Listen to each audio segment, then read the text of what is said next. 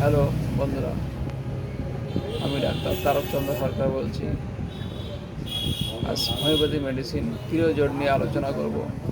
Creosote বিশুদ্ধ আলকাতরা থেকে তৈরি। এদের গায়ের রং কালো। সাধারণত আলকাতরা কালো হয়, তাই এরা কালো রঙেরই হয়। এরা দ্রুত বেড়ে ওঠে, রোগা পাতলা চেহারা, দ্রুত লম্বা হয়, ফসফরাস বা অ্যাসিড ফিভার ক্লিনার। এদের সহজে ঠান্ডা লাগে, গ্ল্যান্ডগুলো ফুলে যায়। এদের রক্তস্রাব বা ঋতুস্রাব সবই কালো হয়, কালচে হয়। এদের মাসিকটা দেখা যায় কালচে ধরনের এবং খুব তাড়াতাড়ি হয়। মাসিকের আগে, ডেটের আগে শুরু হয়, প্রচুর পরিমাণে হয়, অনেক দিন থাকে, ক্যালকুলার কারবে। এই সাথে ভীষণ মাথা যন্ত্রণা করে, যে মাথা যন্ত্রণা সহজে কমে না। অথচ মাসিক কমে গেলে, ডেট চলে গেলে এই মাথা যন্ত্রণাটা কমে যায়।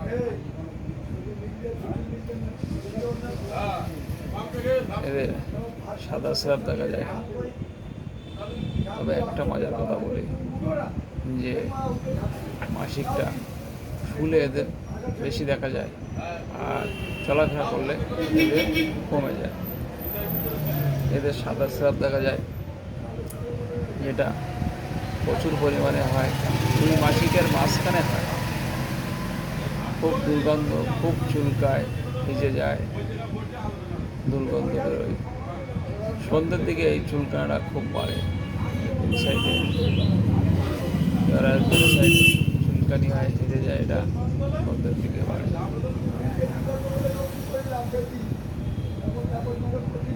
এদের বমির ভাব আছে, প্রেগনেন্ট অবস্থায় এদের বমি হয়। আর যদি ডায়রিয়া বা দাঁত ওঠার সময় এদের বমি হয়, সেই সময় পাতলা পায়খানা দেখা যায়। পাতলা পায়খানাটা ভীষণ দুর্গন্ধ থাকে। এদের দাঁতের সমস্যা হয়, বাচ্চাদের দাঁত উঠতে না উঠতেই ক্ষয়ে যায় আর কালো হয়ে যায়। এর মাড়িগুলো কালো হয়ে যায়, স্পঞ্জের মতো হয়ে যায়, সহজে রক্ত বের হয়।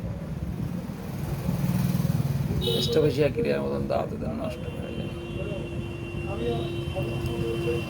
এদের প্রস্রাবের সমস্যা আছে, প্রস্রাব ধরে রাখতে পারে না। বিশেষ করে রাত্রে এদের প্রস্রাব ধরে রাখতে পারে না। বাচ্চারা শুতে না শুতেই প্রস্রাব পড়ে যায়। প্রথম ঘুমের অবস্থায় এদের প্রস্রাব পড়ে যায়, প্রস্রাবটা ধরে রাখতে পারে না।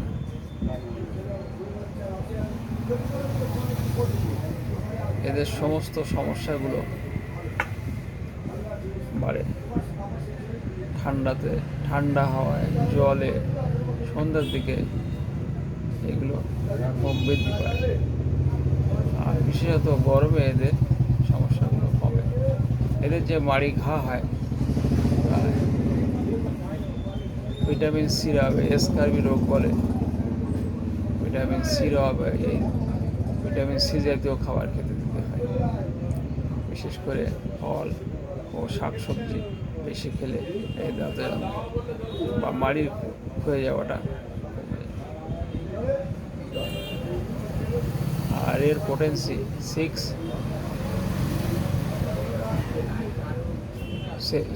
12, 30, 200 1M এগুলো ব্যবহার করা যায়। আর 50 স্কেলে যদি যাওয়া যায়, তাহলে 0 থেকে 0.50 পর্যন্ত খাওয়া যায় পরিস্থিতি। এদের জরায়ুতে ক্যান্সার হয়, দীর্ঘদিন এই ঘা থাকতে থাকতে ক্যান্সার হয়ে যায়। এরপরে আর্সেনিক, ফসফরাস, সালফারও ভালো কাজ করে।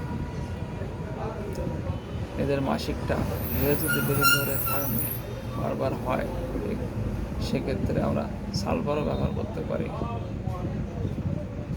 ধন্যবাদ সবাইকে।